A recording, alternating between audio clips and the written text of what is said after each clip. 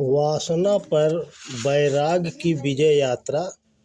तटीय क्षेत्र होने के कारण वहाँ मचलती हवाएं व उफनती समुद्री लहरों के कारण समूचा क्षेत्र उनके शोर से गुंजायमान हो रहा था।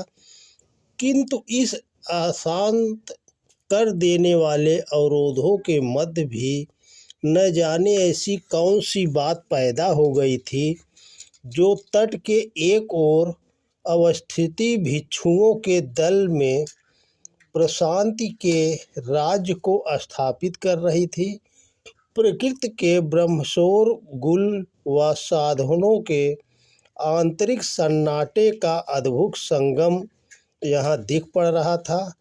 प्राकृतिक की इस विधि व्यवस्था से सूक्ष्म तारतम्यता को स्थापित कर बाह्य व आंतरिक तरंगों को शांत करती एक अति मधुर ध्वनि उन्हें सुनाई पड़ी। प्रकृति अवरोध नहीं अपितु सहायक है, अतः प्राकृतिक प्रभाव रूपी अनुकूलता में समाहित हो जाना ही श्रेयस्कर है।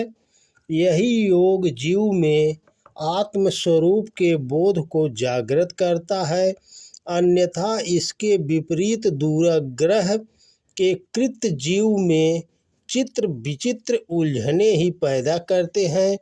इसलिए हे मुमुक्षुओं, परम गति हेतु आत्म स्थिति को यथासंभव सहज व शांत बनाने का प्रबल पुरुषार्थ करो, तभी प्रकारांतर से बुद्धत्व की परम संभावनाओं को साकार होता देख सकोगे। यह जागृत वाणी भगवान बुद्ध की थी, जो अपने शिष्य मंडली के कल्याणार्थ उनके समक्ष अनेकानेक प्रकृति के रहस्यों का उद्घाटन कर रहे थे।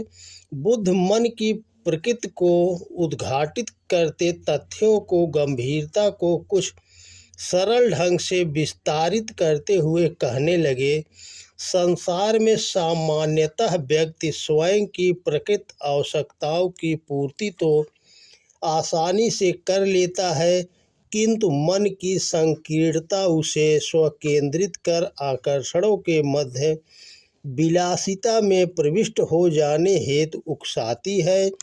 अतः ऐसे अवसरों में उसका सुरक्षित रह पाना दुष्कर हो जाता है और इसी गुप्तावस्था में भोग के कितने ही जन्म बीत जाते हैं और वह इन घट चुकी घटनाओं से सदा विस्मृत ही बना रहता है।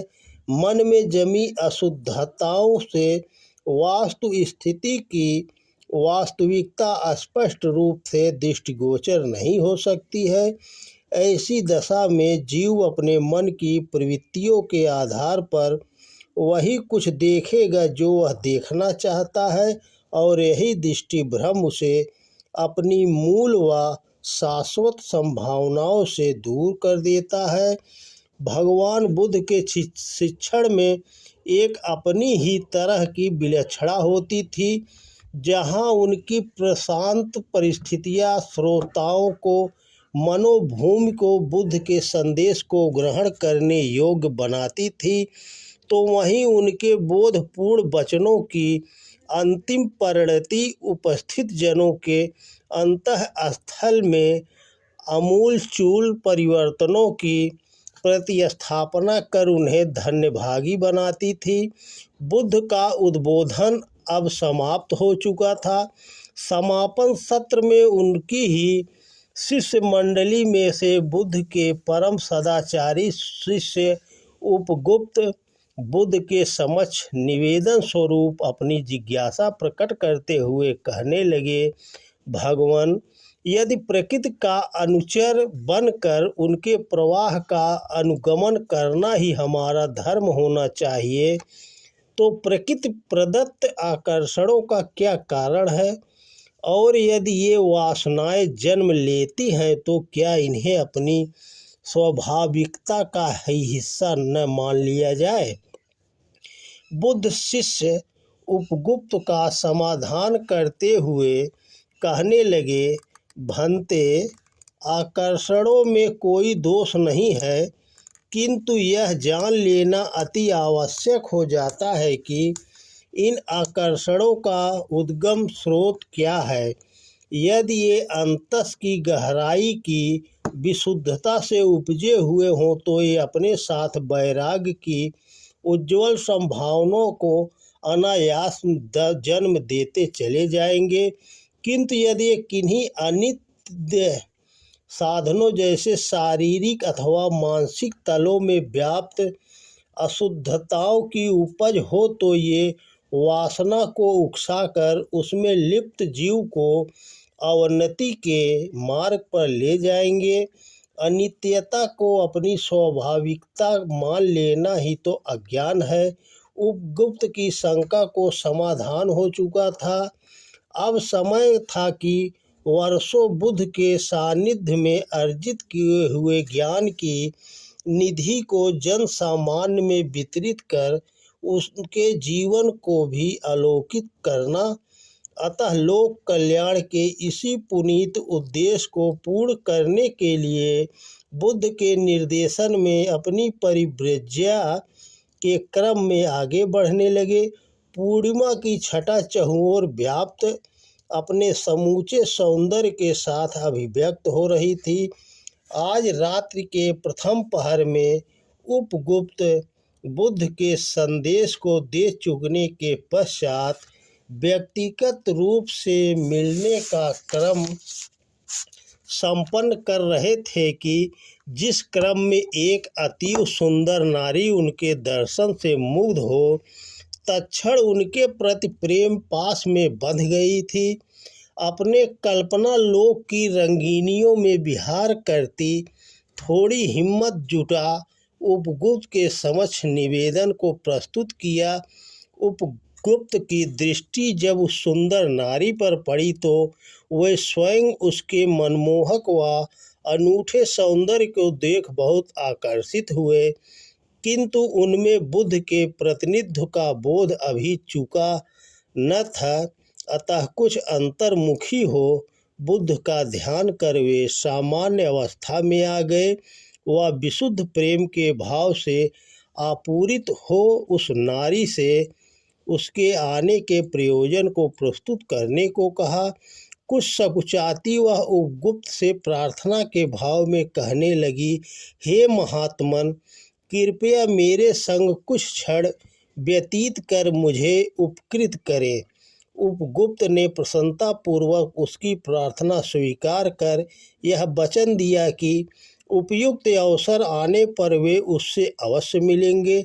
समय बीतता गया एवं भोग विलास में रत रहने के कारण युवती को अनेक रोगों ने घेर लिया।